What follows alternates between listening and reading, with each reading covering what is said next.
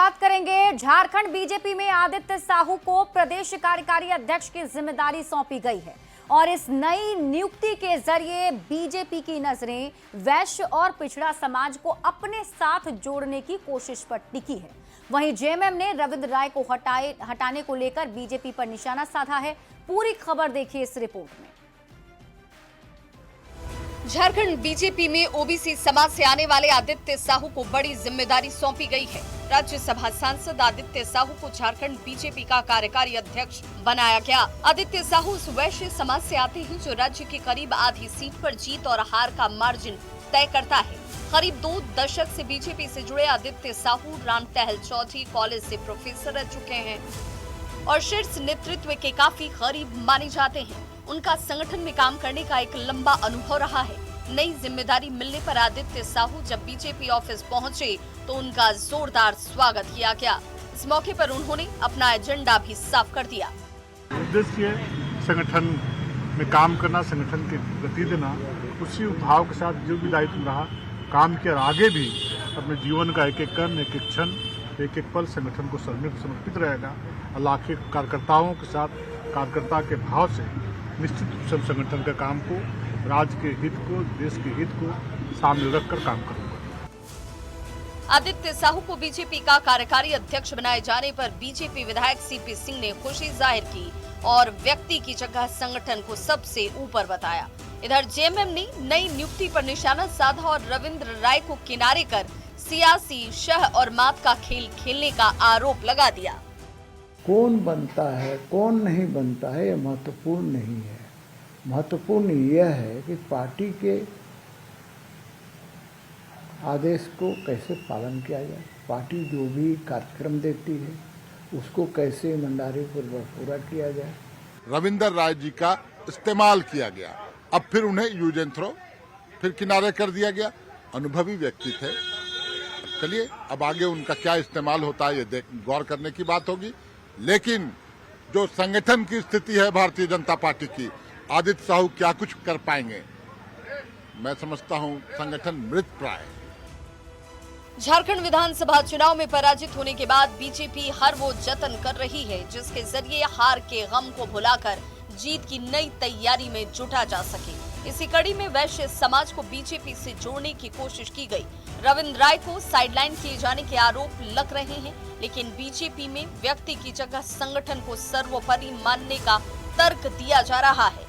ऐसे में अब नजरें टिकी हैं आदित्य साहू पर, जो संगठन को मजबूत करने में कितना सफल हो पाते हैं। न्यूज़ 18 के लिए रांची से संजय कुमार सिन्हा के साथ निरंजन सिंह की रिपोर्ट।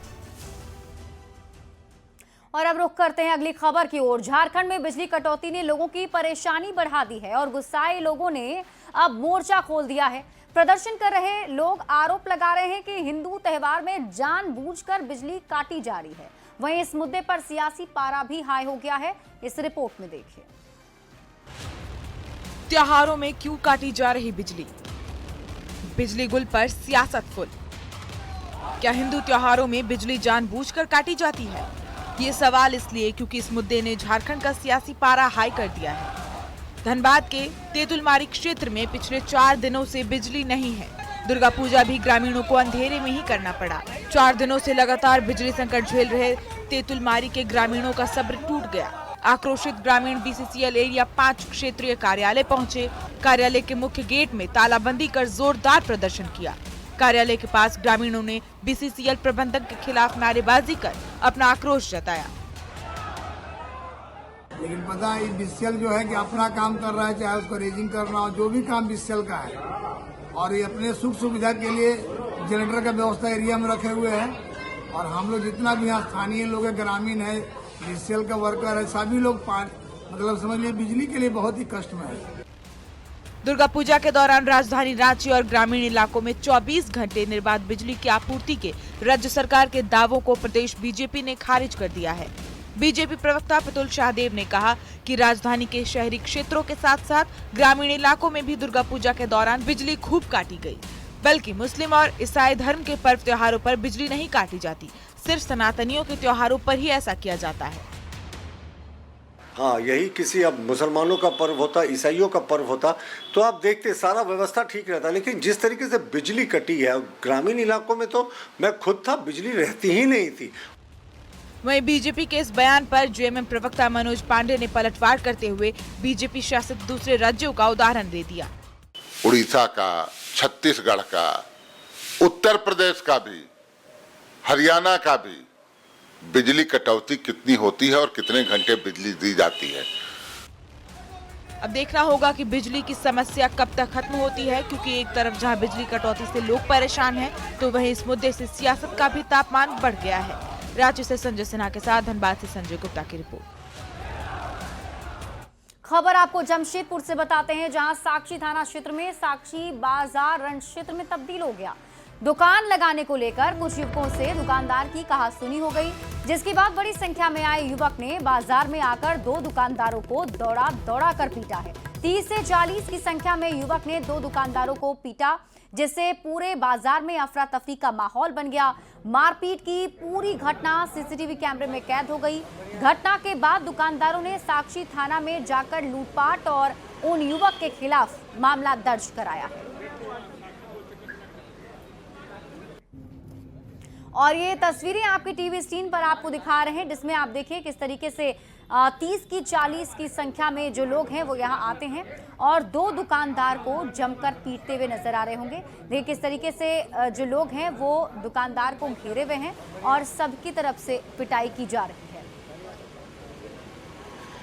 करके हटा दिया। आज उन लोग 150 लड़का 200 लड़का हथियार के साथ आके हम लोग के दुकान पे आक्रमण कर दिया। उन लोग के पास आपका चापड़ था और पिस्टल था, और ये देखिए मेरा पॉकेट से मोबाइल भी छीना, 22,000 रुपया भी छीना। सर ये चापड़ मेरे को मारा, चापड़ लेके आया था, हम उससे मारने के लिए छीने मार रहा था। पिस्टल बोल रहा निकालो मारो, निकालो मारो, जो दिख रहा उसको मारो। और ऊपर से बोलता है कि हिंदू मुस्लिम वाला भी बात वहाँ बोला है लोग। कुछ विवाद किस बात के लिए स्टार्ट? विवाद हुआ था सर परसों रात को दुकान लगाने के चलते में, वो लड़का बहुत पिया हुआ था और बात खत्म हो गया था। फिर उसके बाद फिर ये लोग आ जाए। झारखंड का सबसे बड़ा साल वन सारंडा, जिसे सरकार वन्यजीव अभयारण्य घोषित करना चाहती है, लेकिन सरकार के इस फैसले के खिलाफ अब ग्रामीण सड़क पर उतर आए हैं। सरकार को फैसला वापस लेने की चेतावनी देने की वजह क्या है, इस रिपोर्ट में आपको दिखाते हैं। चाईबासा के रोआम में बुलाई गई इस आम सभा में ग्रामीणों का गुस्सा साफ झलका। पारंपरिक हथियारों से लैस ग्रामीणों ने जमकर नारेबाजी की और सरकार को चेतावनी दी कि सारंडा को वाइल्ड लाइफ सेंचुरी घोषित करने की कोशिश अगर जारी रही तो आंदोलन बड़ा होगा। खराब मौसम की वजह से वित्त मंत्री राधाकृष्ण किशोर समेत 4 मंत्री सभा में नहीं पहुंचे, लेकिन परिवहन मंत्री दीपक बिरुआ और सांसद जोबा मांझी और विधायक जगत मांझी जरूर पहुंचे। इन सभी भावनाओं को हम सभी संग्रहित कर माननीय सर्वोच्च न्यायालय को उपलब्ध कराएंगे। विरोध और आंदोलन की चेतावनी के बीच आखिर सरकार की सोच क्या है वो जान लीजिए। 2020 में एनजीटी में सारंडा को बचाने के लिए आवेदन दिया क्या? 2022 में एनजीटी ने सारंडा को सेंचुरी बनाने के आदेश दिए। आदेश 2 साल ठंडे बस्ते में पड़ा रहा।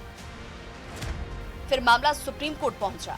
सरकार ने सुप्रीम कोर्ट को बताया कि 57,541 हेक्टेयर वन्य जीव अभयारण्य है। कुल 85,712 हेक्टेयर जंगल को संरक्षण के दायरे में लाने की योजना है और इसके लिए वित्त मंत्री की अध्यक्षता में 5 सदस्यीय टीम बनाई गई है। लेकिन सरकार की मंशा और दलील से इतर विरोध करने वालों का क्या मानना है वो भी जान लीजिए। करीब 75,000 लोग सारंडा जंगल पर आश्रित हैं। अभयारण्य घोषित करने के बाद पाबंदियां बढ़ जाएंगी। ग्रामीणों का विस्थापन और आजीविका पर संकट होगा। सरकार को जानवरों की चिंता है, इंसानों की नहीं।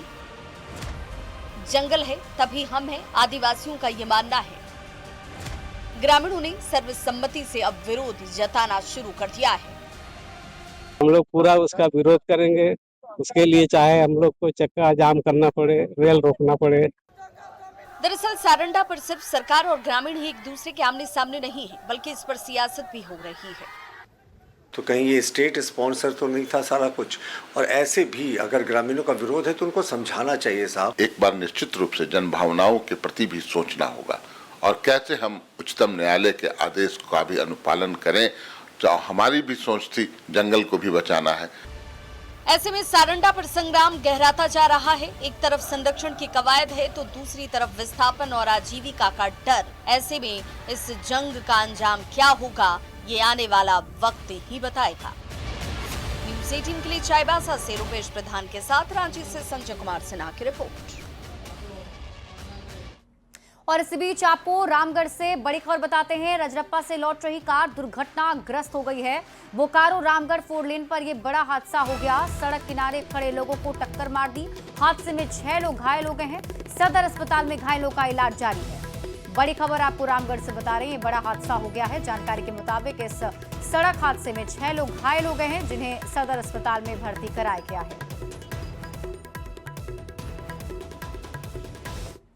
और इसी के साथ इस बुलेटिन में अभी के लिए बस इतना ही। आप देखते रहिए न्यूज़ 18 बिहार झारखंड।